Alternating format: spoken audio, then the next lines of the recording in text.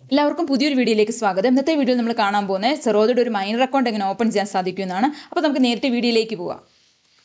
ഇപ്പം സെറോദയുടെ ഒരു minor account open ചെയ്യണമെങ്കിൽ പേരന്റിന്, അതായത് ഗാർഡിയൻ ഓൾറെഡി സെറോദയിൽ ഒരു ഡിമാറ്റ് അക്കൗണ്ട് ഉണ്ടായിരിക്കണം. നിങ്ങൾ ഇതുവരെ സെറോദയുടെ ഒരു ഡിമാറ്റ് അക്കൗണ്ട് ഓപ്പൺ ആക്കിയിട്ടെങ്കിൽ സെറോദയുടെ ഫ്രീ ഡിമാറ്റ് അക്കൗണ്ട് ഓപ്പൺ ആക്കാൻ ലിങ്ക് ഞാൻ ഈ വീഡിയോ ഡിസ്ക്രിപ്ഷനിൽ ആഡ് ചെയ്തിട്ടുണ്ട്. ആ ലിങ്ക് യൂസ് ചെയ്തുകൊണ്ട് നിങ്ങൾക്ക് ഡിമാറ്റ് അക്കൗണ്ട് ഓപ്പൺ ചെയ്യാൻ സാധിക്കുന്നതാണ്. ഇപ്പോൾ ഒരു മൈനർ അക്കൗണ്ട് ഓപ്പൺ ചെയ്യുവാണെങ്കിലും ആ ഡിമാറ്റ് അക്കൗണ്ട് ഫുൾ കൺട്രോൾ ചെയ്യുന്നത് പേരന്റ് ആയിരിക്കും.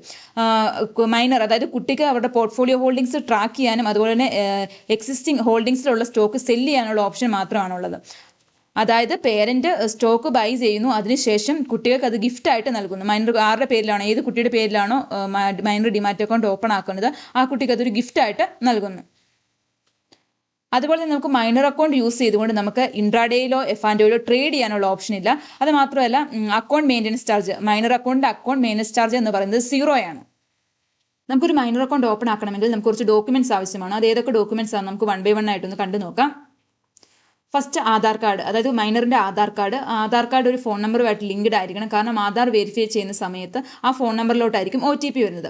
അതുപോലെ തന്നെ പാൻ കാർഡ്, അതുപോലെ കുട്ടിയുടെ ബർത്ത് സർട്ടിഫിക്കറ്റ്. നമുക്ക് ബർത്ത് സർട്ടിഫിക്കറ്റ് ആയിട്ട് സ്കൂൾ ലീവിംഗ് സർട്ടിഫിക്കറ്റോ പാസ്പോർട്ടോ അല്ലെങ്കിൽ ഹയർ സെക്കൻഡറി ബോർഡിലെ മാർക്ക് ഷീറ്റോ സബ്മിറ്റ് ചെയ്യാൻ സാധിക്കുന്നതാണ്.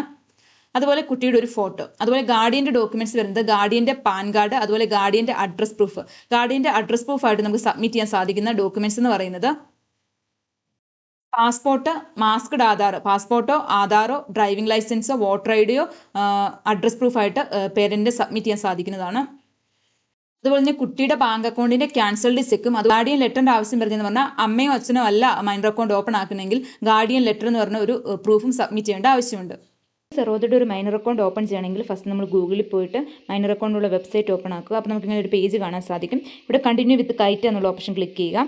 അതിനുശേഷം പേരൻറ്റോ ഗാർഡിയനോ ആയിരിക്കുമല്ലോ മൈനറിന് വേണ്ടി സെറോദയുടെ മൈനർ അക്കൗണ്ട് ഓപ്പൺ ചെയ്യുന്നത്. അവരുടെ പാസ്വേഡ്, കൈറ്റിൻ്റെ പാസ്വേഡ് ഇവിടെ എൻ്റർ ചെയ്ത് കൊടുത്തതിന് ശേഷം ആ ചെക്ക് ബോക്സ് ടിക്ക് ചെയ്തതിന് ശേഷം ലോഗിൻ എന്ന് ക്ലിക്ക് ചെയ്യുക. അപ്പോഴത്തേക്കും പേരൻ്റെ ഡീറ്റെയിൽസ് കാണാൻ സാധിക്കും. ഇവിടെ കണ്ടിന്യൂ എന്ന് ക്ലിക്ക് ചെയ്യുക. അതിനുശേഷം ഇവിടെ ഫോൺ നമ്പർ എൻ്റർ ചെയ്ത് കൊടുക്കുക. പേരൻറ്റിൻ്റെ ഫോൺ നമ്പർ എൻ്റർ ചെയ്ത് കൊടുക്കാം, അല്ലെങ്കിൽ വേറെ നമ്പറാണ് നമുക്ക് എൻ്റർ ചെയ്ത് കൊടുക്കാം. അതിനുശേഷം കണ്ടിന്യൂ എന്ന് ക്ലിക്ക് ചെയ്യുക. അപ്പോൾ ആ ഫോണിലേക്ക് ഒരു OTP വരും. ആ OTP എൻ്റർ ചെയ്ത് കൊടുത്തതിന് ശേഷം കണ്ടിന്യൂ എന്ന് ക്ലിക്ക് ചെയ്യുക. അടുത്തത് ഇമെയിൽ ID എൻ്റർ ചെയ്ത് കൊടുക്കുക. അതിനുശേഷം കണ്ടിന്യൂ എന്ന് ക്ലിക്ക് ചെയ്യുക.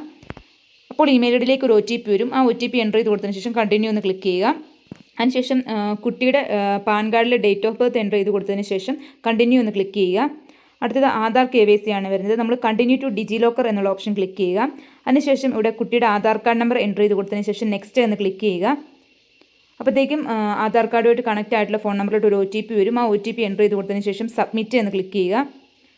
അതിനുശേഷം 6 ഡിജിറ്റ് ഡിജി ലോക്കർ സെക്യൂരിറ്റി പിൻ എൻ്റർ ചെയ്ത് കൊടുത്തതിന് ശേഷം ഡൺ എന്ന് ക്ലിക്ക് ചെയ്യുക.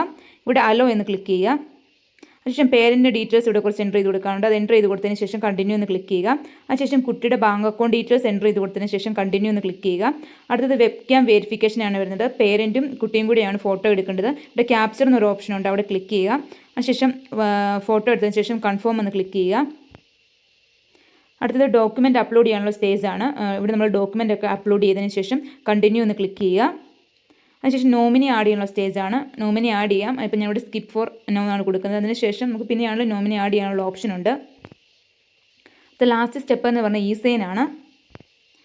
ഈ നമ്മൾ 2 ചെക്ക് ബോക്സ് സെലക്ട് ചെയ്തതിന് ശേഷം പ്രൊസീഡ് എന്ന് ക്ലിക്ക് ചെയ്യുക. അതിനുശേഷം സൈൻ നൗ എന്നുള്ള ഓപ്ഷൻ ക്ലിക്ക് ചെയ്യുക. അതിനുശേഷം കുട്ടിയുടെ ആധാർ കാർഡ് നമ്പർ എൻ്റർ ചെയ്ത് കൊടുത്തതിന് ശേഷം സെൻഡ് OTP എന്ന് ക്ലിക്ക് ചെയ്യുക. അപ്പോഴത്തേക്കും ഫോൺ നമ്പറോട് ഒരു OTP വരും. ആ OTP എൻ്റർ ചെയ്ത് കൊടുത്തതിന് ശേഷം വെരിഫൈ OTP എന്ന് ക്ലിക്ക് ചെയ്യുക. അതിനുശേഷം ഫിനിഷ് എന്നുള്ള ക്ലിക്ക് ചെയ്യുക. ഇതൊക്കെ നമുക്കിവിടെ കാണാൻ സാധിക്കും. നമ്മുടെ minor account opening procedure complete ആയിട്ട് നമുക്കിവിടെ ഒരു മെസ്സേജ് കാണാൻ സാധിക്കും. നിങ്ങൾക്ക് എല്ലാവർക്കും ഈ വീഡിയോ യൂസ് ചെയ്തുകൊണ്ട് ഒരു മൈനർ അക്കൗണ്ട് ഓപ്പൺ ചെയ്യാൻ സാധിക്കും ഞാൻ വിശ്വസിക്കുന്നു. അടുത്തൊരു വീഡിയോ ആയിട്ട് കാണുന്നവരെ എല്ലാവർക്കും ഗുഡ് ബൈ.